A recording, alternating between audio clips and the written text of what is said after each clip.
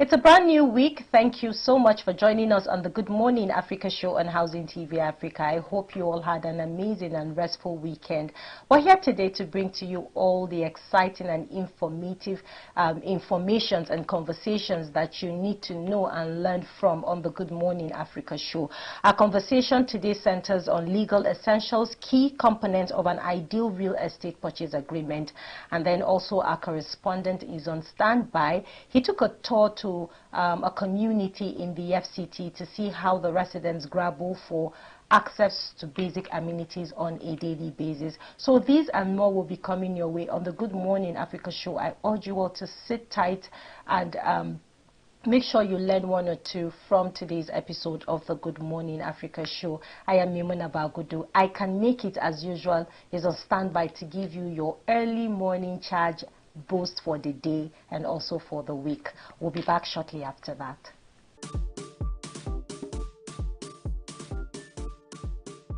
All right, you are welcome. This is Simon Asemota saying you can make it. I love you and thank you for always tuning into this program. And I want to let you know that God has a plan for your life. And I tell you, life will not give you what you deserve.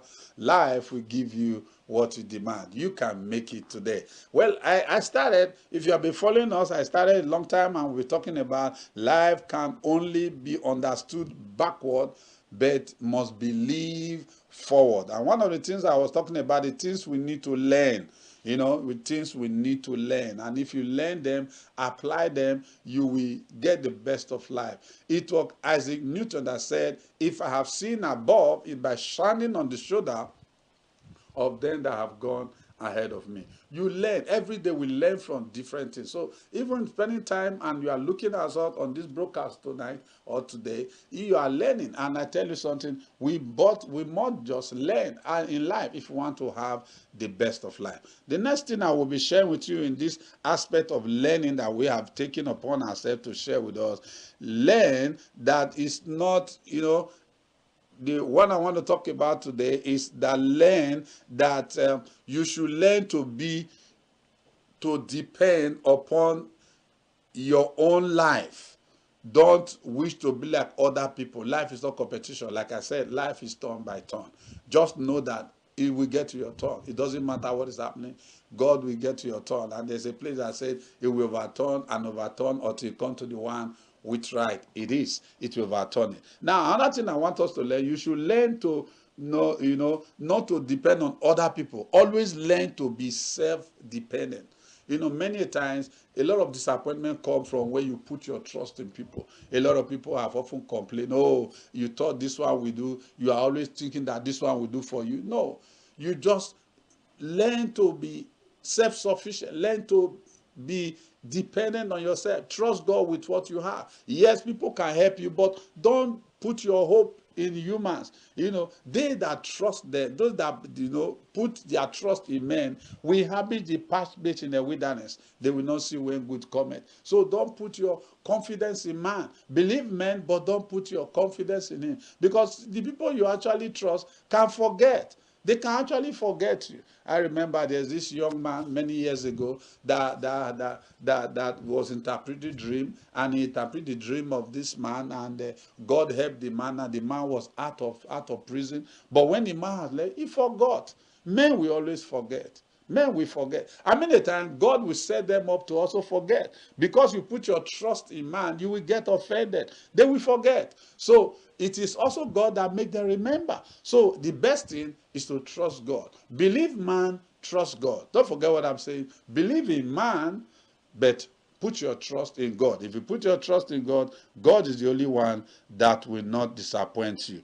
Always have to stand. Don't be, don't always have to stand on what you believe and just continue. And I tell you, you will not be disappointed. Learn to be content with what you have. Learn to be content with what you have. It is said that godliness with contentment is great gain. Learn to be content with what you have. Contentment will make you get the best. Aspire for a greater thing, but be content with what you have. Be happy. Thank God for what you have. A lot of people today, they are not grateful because they are always looking at other people. Oh, this person have just done this. Oh, this person have just done this. But what about the things that God is doing with your life? Learn to be content. Learn to talk to yourself. Learn to thank God about what God has made available for you. Learn to appreciate Him for the things that He has done in your life. Learn to appreciate Him for the children you have. This same thing that you have that you are not happy about is what somebody is believing God for and trusting God for. For example, there are people today, they are not married, but you that are married, you don't have value for your marriage. There are people today, they are married, but they don't have children. But some have children, they neglect their children. You can see our children on our streets holding some plate and begging. Now, these are same people, they are paying huge amount of money for IVF so that they can have a child. Learn to appreciate what you have. But when you constantly look out and you are not appreciative of what you have, you will neglect. And at the end of the day, it will lead to regret. Learn to appreciate, be content with such as you have. Learn that everybody is equal. Don't wish to be like other people. God does not make mistake in creating you. Listen to me. Don't bother to begin to look like, want to be like this, you want to be like that. No. Want to be all that God has made you to be. And as you do that, you will know that there's a plan of God concerning your life. You are unique. You are a special species. God have created you with all that He has. And I want to let you know, learn to appreciate that who God has made you to be. You are a man of value, and I want to tell you, learn that every action there is an equal opportunity respond. Every action you take, there is an equal response to it. So when you take action, always know that there is going to be a consequence. Learn not to worry much, because worry will not solve any problem. Worry does not solve any problem. You see, somebody that worry is like what faith is. When you have faith, you trust God and believe on. When you worry, you have disbelief and you can't move on. Worry make you sweat. Even when you are not running, you are just a rocket chair, you are not making any progress. So learn not to worry. Be careful for nothing. And one of the things that will make you not to worry is learn to think positively. There is a book I wrote some years ago, Living Positive in a Negative World. Every time around you see negative news, negative this, negative that, and everything that surrounds us sound negative. But I want to tell you something, don't worry. I let you know, worry cannot solve any problem. Worry cannot solve any problem. It is very important. So one of the way to avert worry is to think positively. And what I will advise you today is that learn to think well. Think positively. Think of what is good. Think of what is lovely. Think of what is of good report. Think on good things. Take good thought. Be deliberate about your thought. Don't dwell on the things that you don't have. Don't dwell on those things that push you down. Don't dwell on the things that make you have depression. It's this worry that make people and most of the things we worry about never come to pass. Most times it's the thing this worry that make people go into committing suicide. Worry that make people, you already form a picture, the enemy already give you a picture in your mind. Oh, people will shame you, this is what is going to happen. I remember a young girl that worry and kill herself just last month here. Why? Commit suicide because a lecturer will always fail her. I tell you something, those obstacles that the enemy has put on your way, they can become a stepping stone. I like this thing, the Bible verse that always say, all things work together for good to them that love God and to them that are called according to His purpose. I want to let you know today, you can make it. Put worry aside. Worry does not help anybody. Worry will make you depressed. Worry will not bring out the best. Learn to put words into action. It's very important. Learn to put words into action, because a journey of 1,000 miles begins with one step. Learn. Don't stop worrying. Put your word, put action to your word. A lot of us, we take note, we hear, you are listening to me right now, you are hearing, you don't act on it. And until you act on it, you are like a man that doctor said, if you eat this food, you will not die. And they told you have just 3 minutes to live, or 5 or 10 minutes or 15 minutes to live. But they gave you food and said, eat this food now and you will not die. You say, oh, I believe that if I eat this food, I will not die. I tell you something, the food can be in your front. If you don't eat it within the time stipulated, you can die, even with everything to help you in front. That is how worry is. Let's cast away worry. Let's believe God and trust Him for the best of our life. It doesn't matter the economic situation we find ourselves today. I tell you something, no matter the economy of the jungle, lion does not eat grass. I tell you, lion doesn't eat grass, and I want to tell you, no, you can make it, you can succeed. Always know the word impossibility is not part of God's plan. It doesn't matter. That word impossible is just impossible to you, but with God, all things are possible. Let's drop away worry today. And one last word I will want to tell you this month, this day before I leave the studio, is the worst a prison in this, the word prison in this world is a home without peace.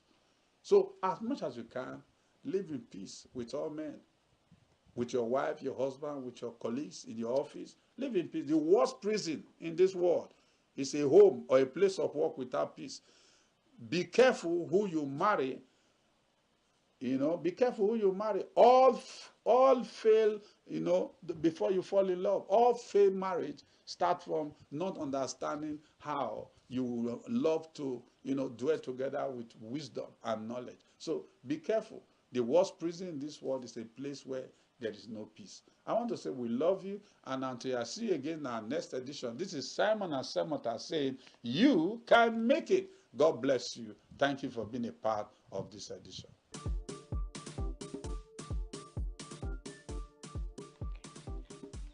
That was a very interesting and inspirational talk there on I Can Make It. Now we're going to move straight to the business for the day, which is our conversation segment, which has to do with legal essentials, key components of an ideal real estate purchase agreement. I have a professional with me here, a legal practitioner, who we will be having this conversation alongside with, in person of Barrister Obong Emmanuel. Thank you so much for joining us once again on the Good Morning Africa show. Good morning, it's my pleasure. So the reason why we decide to have this conversation today is because a lot of people have fallen victims in the real estate sector. You get to see that people want to purchase their lands, and then the agreements that are, being pulled out at the end of the day is either maybe faulty, or there are some basic informations that are being omitted on that agreement. Now, the reason why we're doing this today is because of, the feedbacks we get from people. So it's only ideal for us on a daily basis to enlighten people, for them not to fall victims of any such.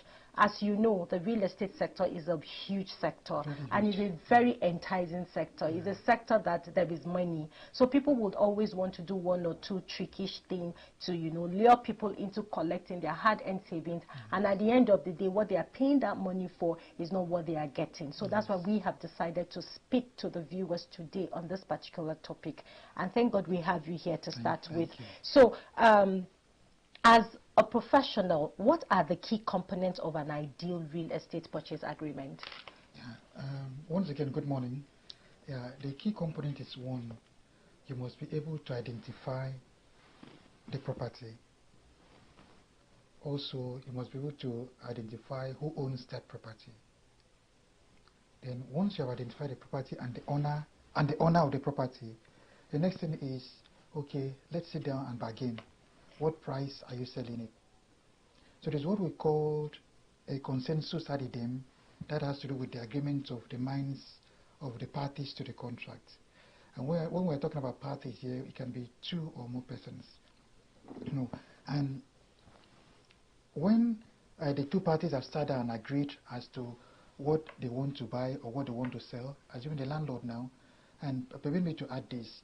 Now, the landlord, when we talk about purchase of property, is referred to as the vendor, and the person who wants to buy is called the purchaser. Okay. So sometimes you see people use seller and buyer, but that is actually used for purchase of goods and not for properties. Okay. Yes. So you see a situation whereby in drafting a power of attorney, somebody will say, oh, I'm the donor, I'm the donee. The donor is the person that owns that power, who wants to donate it. So in this case now, the donor is donating, the owner of the property now is donating his power to the purchaser, who is seen to be the donee, to manage that property on his behalf. Okay. But as we're talking about the essentials, in the FCT here, and based on the judgment of the Supreme Court, the rightful document that you can use to transfer interest in land from one person to the other is deed of assignment. So if somebody sells his or her property to you and gives you a power of attorney, that is not complete. So he has to give you a deed of assignment to show that he has completely and totally severed his interest and rights over that land to you. Okay. Yes. So once he gives you that deed of assignment, that's, to that extent you can say, yes, I bought this property.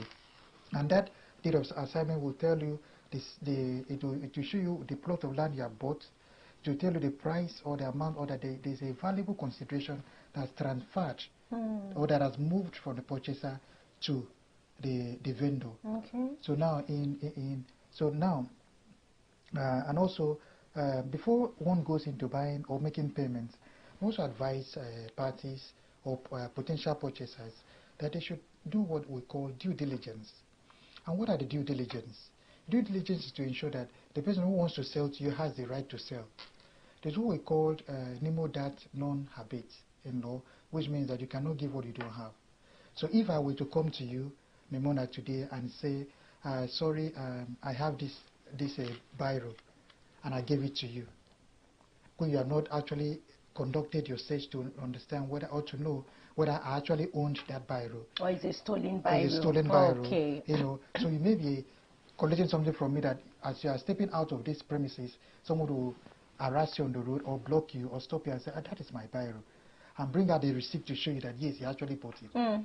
So you'll be lost. So by then I'll come back to look for me that you have already transferred money to me, I may not be found. And that's why you have this issue of land grabbers all over the city now. You know, I've had the occasions I go to maybe the police station to do something, and I will hear that the complaints will come and say, somebody bought land and from 5 different persons. Or he bought a land and later came to discover that 5 other persons have bought the same land. And those same 5 people have the papers have to the those papers lands. to show you. Okay. You understand? So we have situations where land grabbers go the extent of doing what, duplicating papers, cloning papers, and I must say, because this is not just a conversation, like you rightly said earlier on in your speech, is an education, is a way we come to inform the public so that they can know what actually is in practice. And I regret to say that sometimes many persons in these land agencies also collaborate with these land grabbers to sell land.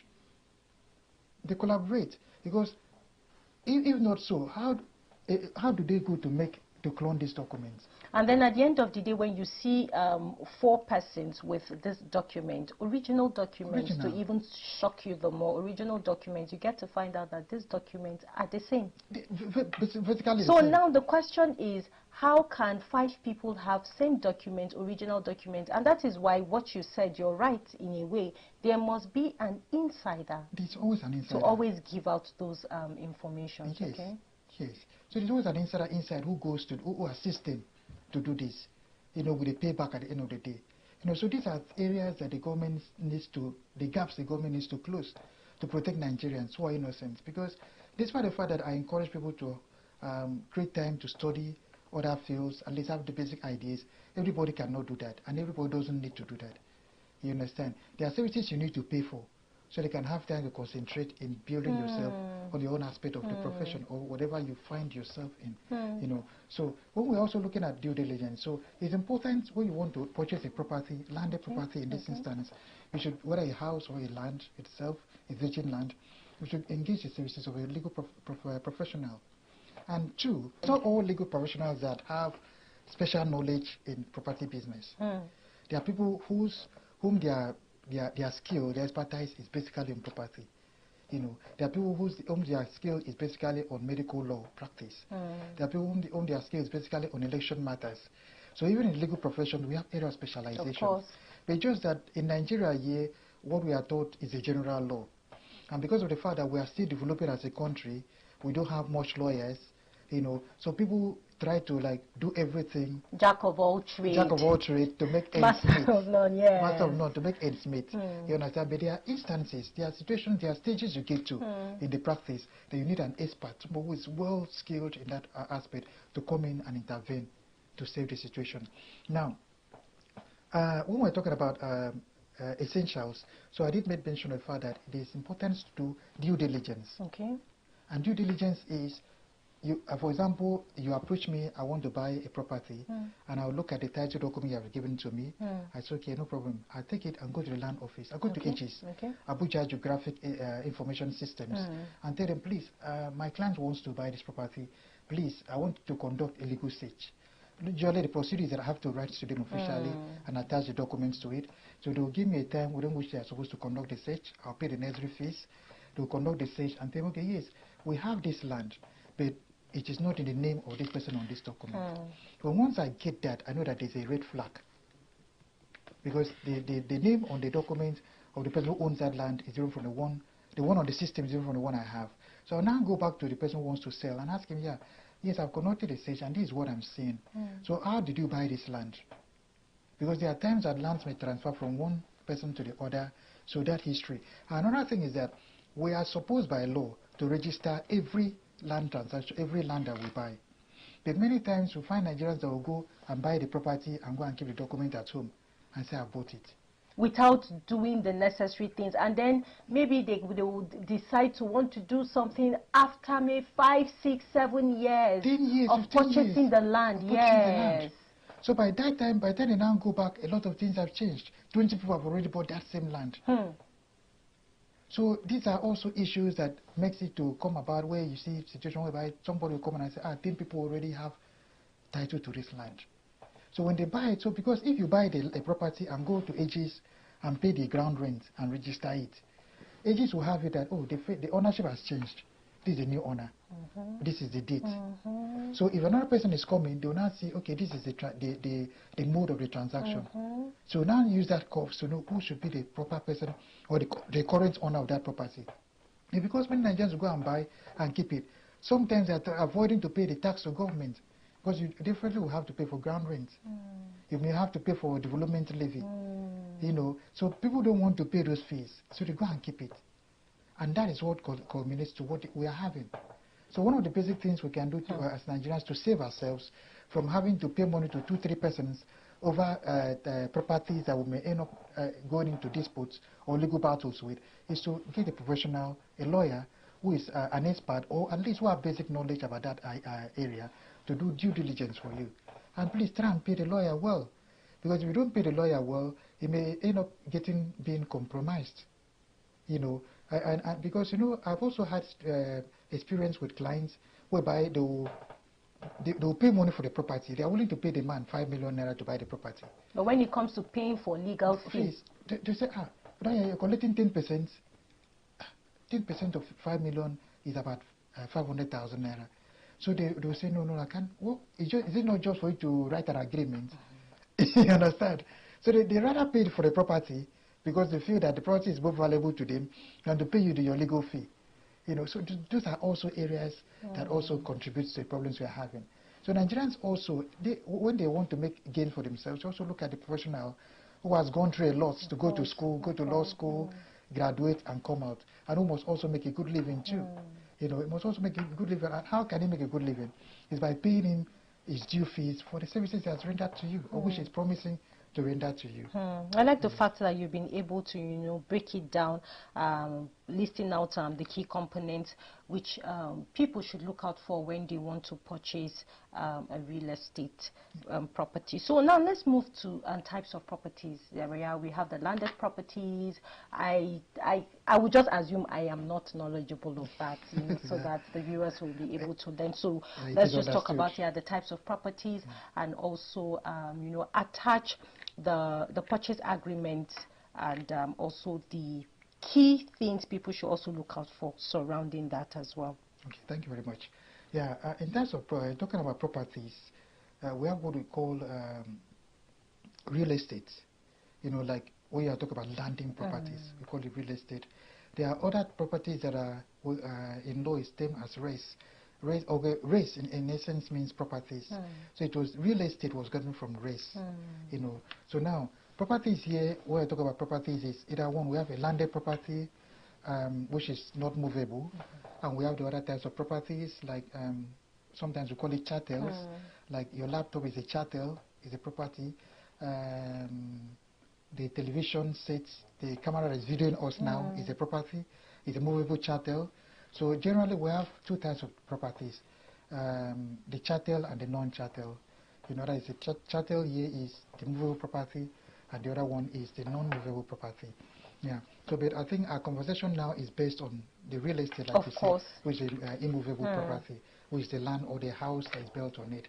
And so now, the things that are important for potential buyers to look at is that one, the title documents. When you say you want to buy a property, somebody will say, okay, yes, so you now ask the person, what title do you have? In Abuja, the Federal Capital Territory, we have customary rights of occupancies, and we have statutory right of occupancies. These are types of landed properties in the FCT. Because, you know, when the Land Use Act was enacted several years ago in the 1970s during the military regime, you know, so the properties, the lands were divided into government lands or urban lands and area lands, or rural lands, urban lands and rural lands. There is lands in the urban area and lands in the local areas or rural areas. Yeah. So, and these lands in the rural areas were considered as customary rights of occupancy, while the lands in the urban cities or areas are considered as statutory right of occupancy. And the land in Nigeria also is vested generally on the governor of a state under Section 1 and Section 5 of the Land Use Act. So we also have situations whereby some lands have also been demarcated and vested in the federal government of Nigeria, you know, in which the president can exercise its executive powers over such properties. And some of those lands are, you find, like, for example, the University of Abuja. I don't know if you have had occasions to look at the landmass of University in Abuja. It's one of the largest in the whole of Africa. University of Abuja land starts from that airport bridge, junction bridge, that flyover bridge that you take to the airport, down to Kuje Junction. Then you have to pass University of Abuja main gate, pass Giri Junction. It's a massive one. You can imagine how massive it is. So it's a very large community. You know, in fact, that is the size of some countries in Africa that they are given to University of Abuja alone. So that class of land is a statutory land and it's a federal land. And nobody, no other institution can go to and take that land. Now, opposite that land is the land that has been demarcated or allocated to the federal security agencies, the armed forces, the paramilitary, and all of that. So they are just opposite each other. And also that land too, if you have observed it or recently, you see that they have started fencing it. So the essence of fencing is to protect it against intruders or trespassers going into those lands. Now, that is also a federal government land that nobody can go into it, except the government decides to use it for another purpose. And that purpose must be for public interest. Yes. So now, coming back to the types of properties and land in essence as we are talking about. So when you want to buy a land, first you have to look at what category of land do I want to buy. Now in Abuja here, we have lands by the area council. That is the 7 area councils, Amak, Buhari, Kuje, Abaji, and all of that. Yes. So now we also have, so all of those lands are vested in the Federal Capital Territory. There is the Honourable Minister, in the person of His Excellency, Mr. Nyesom Wike, Barrister, is the one that has authority over those lands in the area council. So if somebody wants to sell an area council land to you, it's very, I must say this, it's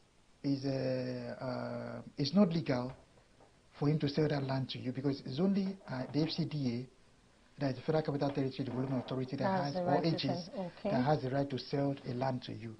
You understand? That selling a land to you is that if you buy an area council land, now under the FCT Act, the Federal Capital Territory Act, all land are vested in the FCT. Although the area council are councils under the FCT, of course, but the law says that they don't have the power to sell land. That's why I said the law is a tricky one. It's very tricky. They don't have the power to sell land. It's only the FCD that can sell land to you. So if you have a land now and they say Amak land, it's risky to buy it. So you should look for a land that is a statutory right of occupancy and it's an FCDA document. So it is the FCDA document. So it's just for you to take it and go to AGs and verify it. But if you are taking an Amak land, title land to FCDA, you will not find it on their system. Because all lands in the FCT, you know, FCT is a planned place. So all land in the FCT are already in the AG's document or system. You know, so all lands they are supposed to be there. The only difference where you might not always find information on AG system is, like we discussed earlier, transfer of those land from one person to the other when they fail to go to AGs to document those transactions. So now, so after, assuming we want to buy an FCDA land, or the title document that is presented to us is FCDA land, or house we are buying, then the next thing is, I as a professional will collect that document, go to AGs and verify it. I say, okay, yes, this land is in AGs, yes, the name of the person on the property, on the document is also what in the system. I say, okay, thank you very much. I go back to my client and advise them, yeah, this is a good title, let's buy it. The next thing is we don't negotiate for the amount that we're buying it. So after we have agreed, assuming it's a big land that we're buying for 20 million naira, for an example, you know, some lands in Abuja, it goes for billions of naira. Of course. You understand? So assuming it is 50 million naira, that's okay. Now, the pool parties will sit down and they know themselves. They are supposed to meet and see themselves, you know. So I will now go back home. I'll draft the power of attorney. I'll draft the deed of assignment. Before now, I might have drafted the sales agreement, you know, between them.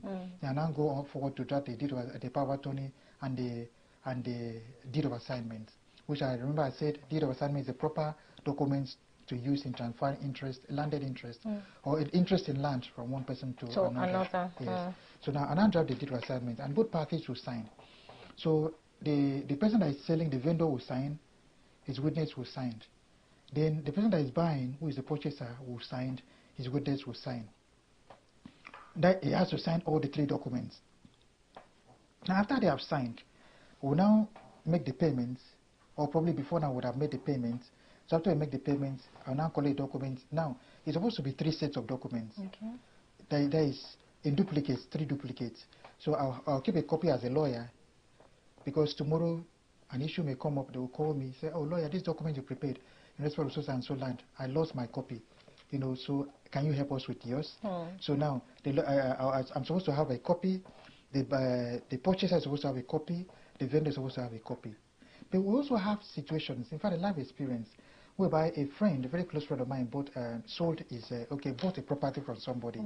And after he bought the property, when he bought the property, the son to the vendor was like 10 years old.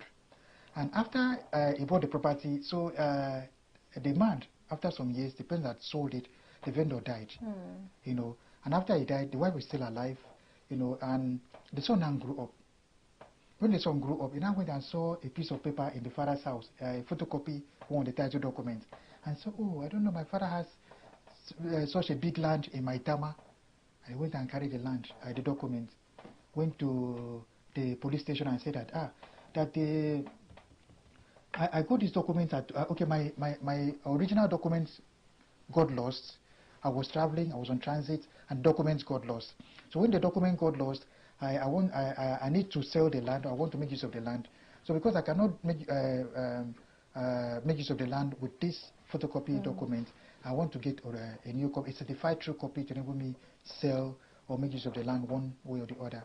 And police people, based on that statement, without carrying out their investigation, they produced what would we call it, a police extract, and gave it to the young man. By now, he has grown to an adult, and that reminds me. Somebody, you know, we say that the age of 18 is the age of majority, or is the legal age. With a land transaction, the age of 18, you can't, like somebody who is 18 years old cannot buy a land, he cannot own a land or own interest in land. Somebody can own it on his behalf.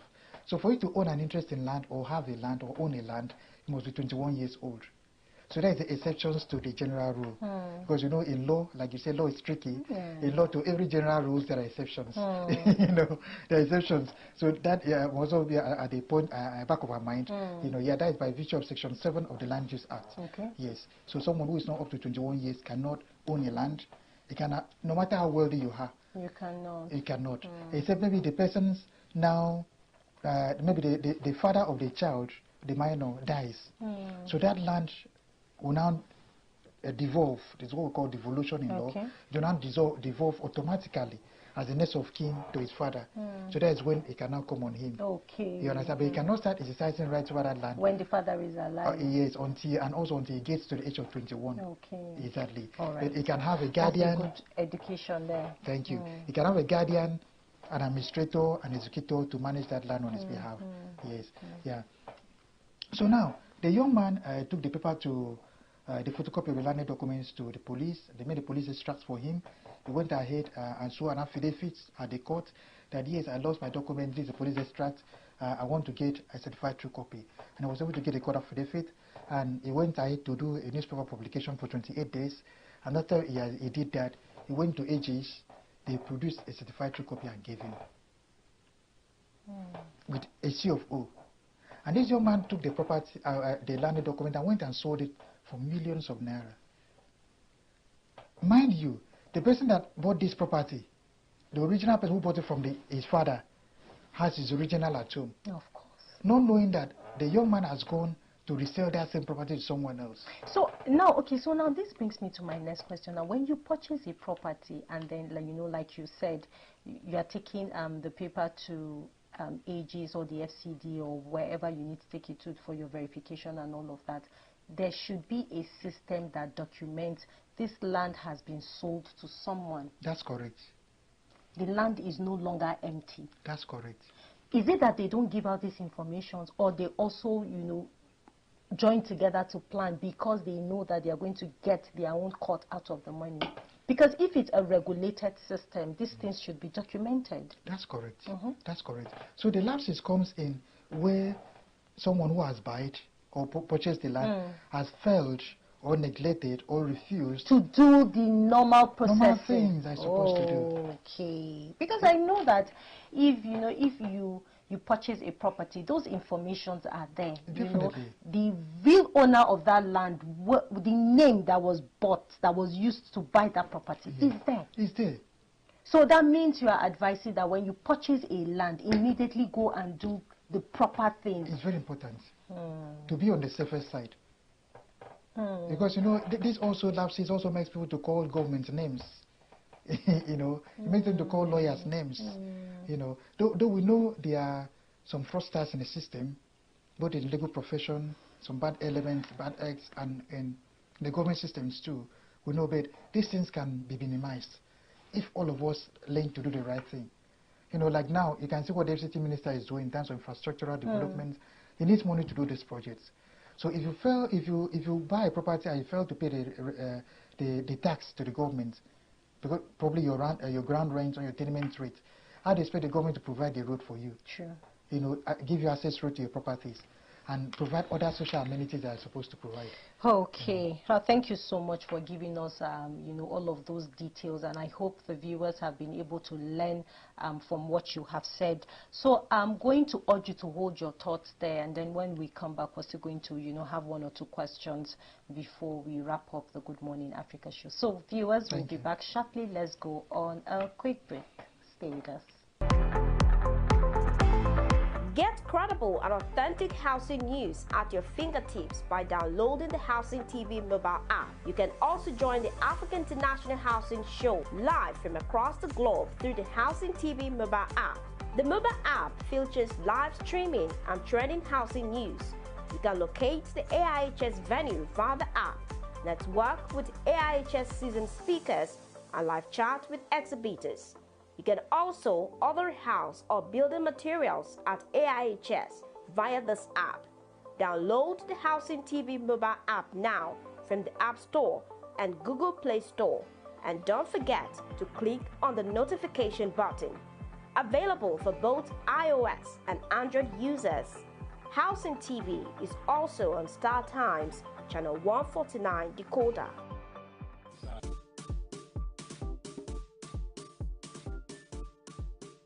Welcome back. If you're just joining us, this is the Good Morning Africa show on Housing TV Africa. Still in the studio having a conversation, and the topic for today is legal essentials, key component of an ideal real estate purchase agreement. And my guest, Barrister Emmanuel, who is a legal practitioner, is still with me here to continue this conversation. So we've been able to speak about the essential components that people need to look out for when they are purchasing a property, as to the agreement they have, and then also we've also talked about types of properties. I'm so excited that you are able to break that down, one after the other. So now let's move on to the role of lawyers in property purchase, which is very important. I know that sometimes most of these people that purchase these properties, when they come to seek for your services, they don't really pay, like you said, they don't really pay as much as they need to pay, and this will hinder the lawyer from doing his or her due work that they're supposed to do in drafting out an agreement for you, or trying to help you find out if this document is real or not. So let's hear from you, the role of lawyers in property purchase. Yeah, thank you so much once again. The role of lawyers basically is what a lawyer is supposed to do. Now, a lawyer is a light to the world, is a light to society. That's what Sapara Williams, the first legal practitioner who was called to the English bar in the 1881, so many years ago. He's the person we look up to. Sapara Williams. He was from Delta State, so he said that the lawyer is a light to the world. He's a light to his society. In Nigeria, lawyers are lights to Nigeria. So Nigerians are supposed to use lawyers as the torchlight to find their path. When they are lost. When they are lost. I like that definition. Or at least to be able to use the lawyers to trace their paths to avoid them getting lost.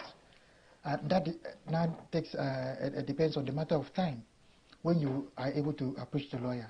So if you approach the lawyer before you go into a transaction, he will advise you properly, and you won't get lost. But if you didn't meet the lawyer to advise you properly, you may get yourself lost, and you have not drawn. Then before you now be able to get the services of a lawyer, and that is going to be a double jeopardy, because it's going to be costlier when you have started drowning before you get a lawyer than if you have gotten the services earlier. Like we said earlier, there are instances whereby people go to pay for properties, because they don't want someone else to know that they have this amount of money with them, and maybe they are government workers, or they have stolen some of our, from our national. Or they want to invest. There are still some people that have, that worked hard for their money, and they still want to invest in the real estate. That's correct. We have a lot of them, who wants to invest in our real estate, but unfortunately, they don't want to involve the lawyer, because they feel they have worked hard, very hard, like you said, and they feel that this is my sweat. I don't want to share with another person. He didn't labor with me. But not knowing that he's making a critical mistake, particularly when it comes to real estate purchase. Now, but when you involve a lawyer, the lawyer will now know that, one, he's a professional. He has sworn an oath to uphold justice, the cause of justice, to protect your rights, and also and defend you. So once you engage a lawyer, even when he misbehaves, even when he becomes unethical, even when he conducts acts that are seen to be unprofessional or considered to be professional misconduct, there are ways you can discipline that lawyer. But you can't discipline an ordinary person like that. So before a lawyer steps out to do something, his mind is supposed to tell him that, yes, this is what I'm going to do. I have to look at the consequences first. So if I go and dupe this man or defraud this man, I know what the law says. And the truth is that, most times when you take an offender to court and the court wants to sentence him, they'll tell him, are you the first-time offender? They'll look at your class of education. How educated are you? Before the judge, the court doesn't just rush, even though when the law has said, sentence him to this, the court will look at your circumstances of birth, your background. How educated are you? So now for a lawyer, if the court is to sentence him, his punishment will be higher than somebody who is not a lawyer, because he's supposed to know that he's not supposed to do. So the law looks at that. So now, when we look at the role of the lawyers, so the lawyers now is supposed to be a light to show you the path so that you don't get lost. And that is to say, when you engage the services of a lawyer to guide you in property transactions, he's supposed to do his due diligence. Because he also has an obligation that when he fails to do due diligence in guiding you to buy a property, there are instances that the law will hold him liable to pay you back your money. There are such instances. In fact, we have had a Supreme Court putting fines on senior advocates of Nigeria because they came and filed cases in court that the Supreme Court termed to be frivolous. that when your client came to instruct you to bring this case to court, you have a duty to advise him first as a lawyer. A senior advocate in that matter. Advise him and say, oh, this matter is not good for us to take to court. It's going to be a waste of time, going to be a waste of resources. Our courts are already overburdened with matters that are not supposed to go to court. So let us not carry this to add to their burden. You know, we have been talking to the National Assembly to increase the quota of the Supreme Court judges. You know, some people are even advocating for a need to establish Supreme Court branches across the 6 geopolitical zones. Increase judges in the High Court. The High Courts are overburdened with matters. You know, they have to attend to divorce matters. You slap this one, or what we call assault and battery, they take it to the court. You know, tomorrow I'll come and steal your goods. Like, I think, was it in Kogi State or recent, or Ocean State? They wanted to sentence somebody to date. Yes, for stealing a chicken. A chicken. So how is that justified? Where is the quality before the law? True. You know, so all these things are taken to the court. And if they tell you the amount of resources the government has spent for the period of time that matter has been in court, and how the judges have been overburdened over it, a matter of stealing of chicken, you know, so those are not matters we should be debating about. You know, so the Supreme Court has sometimes have come and say, no, as a lawyer, you have a duty to advise your clients. This matter should not go to court. These are matters we could settle. There's what we call alternative dispute resolution mechanisms, whereby we have types like mediation, conciliation, reconciliation, and all of that, whereby if a matter comes, you tell them, this matter is matter we can do by way of arbitration. We don't need to go to court. We can get a mediator to mediate between us. You know, so you settle those matters outside court. Matters that should go to court should be matters that have become, you have exhausted all the alternative means of mediation or alternative means of conflict resolution, and it didn't work out. And you feel, okay, the last option we have is to go to the court. You get what I'm saying. So, but unfortunately, many people, because of maybe they want to make ends meet, like we say, they were looking at the Nigerian economy, they just need a little kobo to help yourself out, and you say, let's go to court. You collect the money, and you go there and waste your time, waste the time of the court, waste the resources of the government. You know, so these are the problems we're having. So what a lawyer, also speaking on the role of a lawyer in the property purchases, is that lawyer first must do his due diligence, and he knows he has an obligation under the law to uphold justice. Justice to the buyer and justice to the seller, you know, and also the client should be able to pay him well, at least his due wages for the labor he has rendered. You know, as the Bible says that a laborer is entitled to his wages. You know, that also includes legal professionals, you know, too. So we are calling on our fellow Nigerians to please, try and make sure the pay lawyers This is now a public plea. Thank you so much, Barrister Obong Emmanuel, who is a legal practitioner. Thank you. It's been a great ride having this conversation with you. Legal essentials, key components of an ideal real estate purchase agreement. Now, viewers, you know that when you want to purchase a property, you should be able to detect which of these agreements is a complete agreement, which is the fake agreement, and which is also, not the real one, as Barrister Obong Emmanuel has rightly placed out all the key components that each and everybody should look out for when they want to purchase a property. Thank you so much for coming on. Let me add, please, pardon me before you round up. Also, when you purchase a property, adding to the role of lawyers, there are terms and conditions on the title document. Okay. Yeah, the terms and the conditions are that there are some properties that, like we said, Abuja is a planned area. So there are some places you enter in Abuja, the minimum height of that building should not be more than 2-story building. Some has to be 10 towers or skyscrapers. So there are some places that you see bungalows. And also there are some places that the government will tell you, this property you are buying, the value is 5 million naira. You're expected to develop this property within a period of 2 years. So, and you're also supposed to be paying your ground rent annually, but probably every 31st of December, or not before 31st of December for that year. So when you purchase this property, you're expected as a purchaser to make sure you comply with those terms and conditions in that title document. Because if you fail to comply, the government has the right to revoke that property from you. For example, if you go and buy a property that they say it must be 3-story building and went and built a bungalow, it's a no violation of the law or the terms of grants for the government to revoke that property from you. Also, if you buy a property that they say, okay, you should build, that the minimum value is 5 million, and you went and used 500,000 to build, it's also not right. Also not right. And also, some areas too are for residential purposes, some areas are for commercial purposes. So when you buy, you don't go and buy a property that is residential. It's being done a lot. It's being done a lot in this part of the world, you know, and it's so sad that why Nigerians will not adhere to rules and regulations. I know that there are certain properties that are residential that should not be used for business purposes. That's correct. You get to find out that residential properties are being turned to nightclubs, are being turned to hospitals, are being turned to bars and gardens, and I wonder, is this not a residential area? Because I know even for the residential area with, you know, the area mapped up plan, there are recreational centers that has been placed by the federal government on the plan of that area. So why are you turning a residential area into a bar or a nightclub and all of that? So these are also issues that I think that the people that are in charge of regulating these laws should also wake up. That's correct. You understand? Wake up, take the pain, take the energy to make sure that people that are purchasing these properties are adhering to the rules and regulations right from the onset that has been placed on ground for these properties. That is correct. And we also have situations whereby people have bought green areas. Like you said, places like gardens have been allocated or specified or designed in some estates, and they bought those green areas. Green areas are where you plant trees, you know. So that tree is supposed to assist that environment.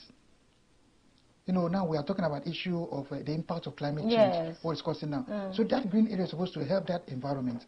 People will go and buy it, and then bring down those trees, you know, and now build houses.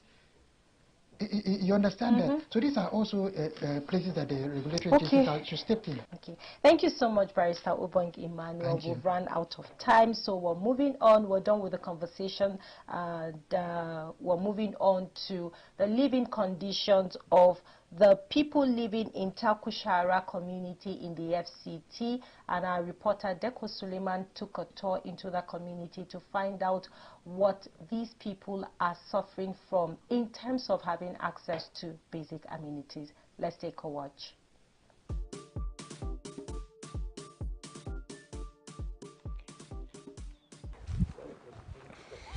From Takushara community, Housing TV Africa is here, and we're here to cover government presence within the community. We can see that because of the mass inflows of people here, government have started citing infrastructure projects here. These uncompleted buildings, the proposed divisional police headquarters that will be cited here, and also there's a secondary, junior secondary school here, and also an LEA primary school here.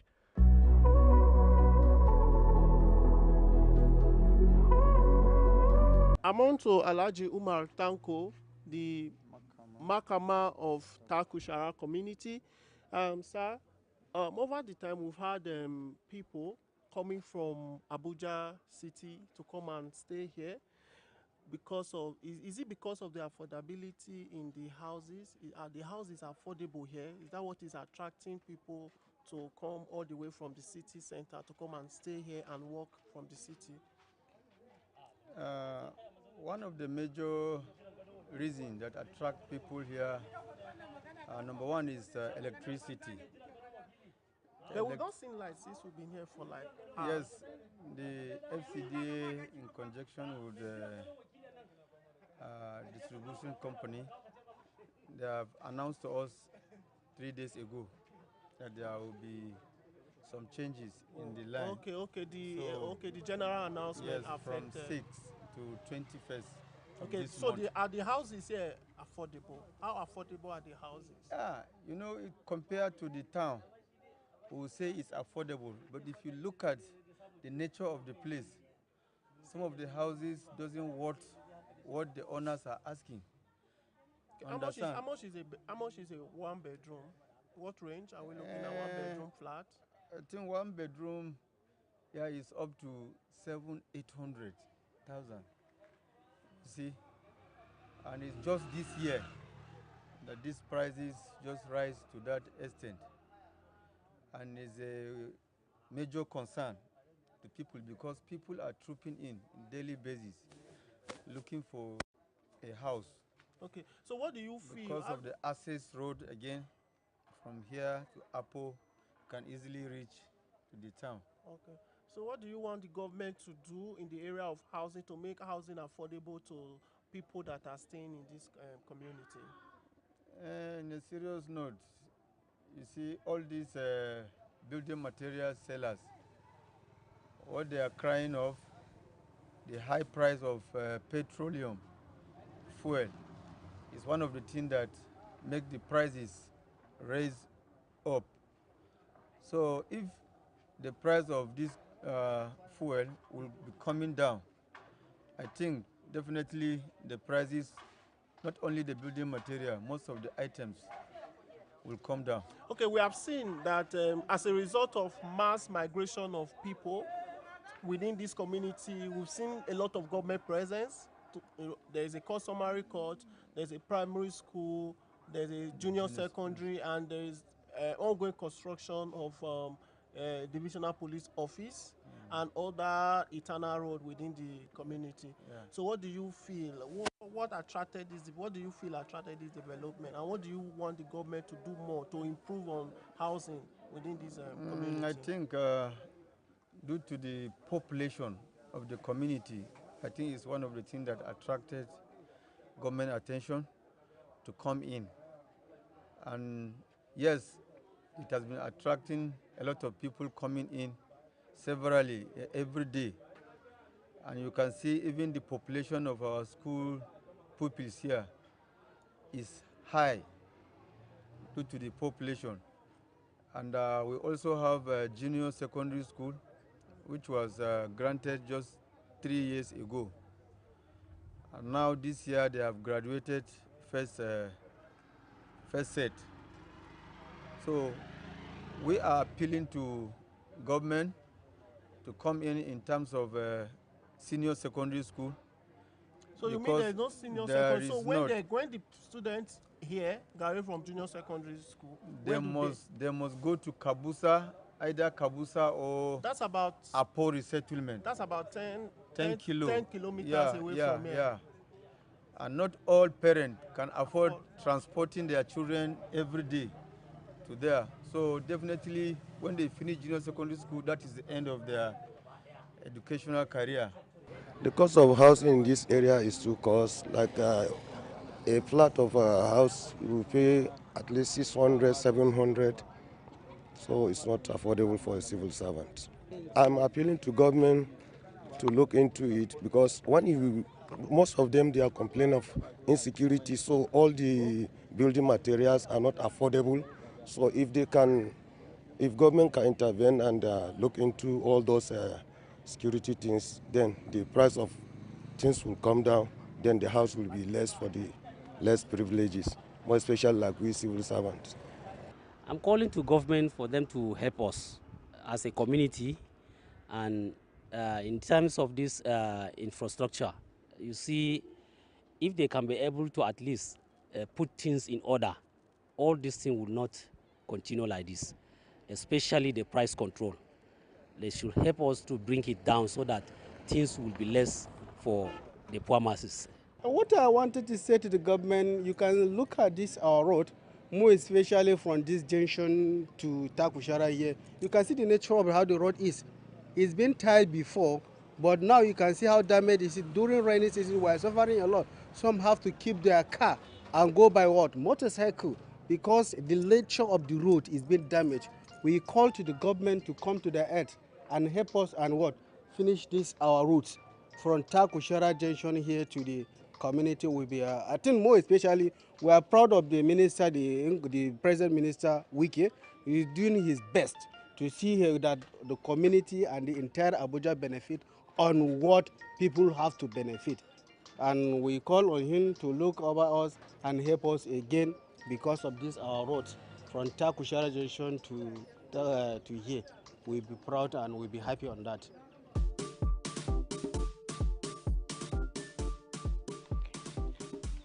The residents of Takushara community is calling on the federal government and also the FCT minister to do the needful in providing access road, good water and electricity to the people of that community. On this note, we'll call it a wrap on the Good Morning Africa show. Thank you so much for watching. You can watch this episode, the subsequent episode, by subscribing to our YouTube channel, Housing TV Africa. You can also follow us on all of our social media platforms at Housing TV Africa. And as you know, the Housing TV Africa mobile app is on Google Play Store and Apple Store. You can download, watch, stay connected wherever you are all over the world. You're good to go to get all the latest housing information and news that you need at your fingertips. I'm Mimuna Bagudu. I'll see you tomorrow. Bye-bye.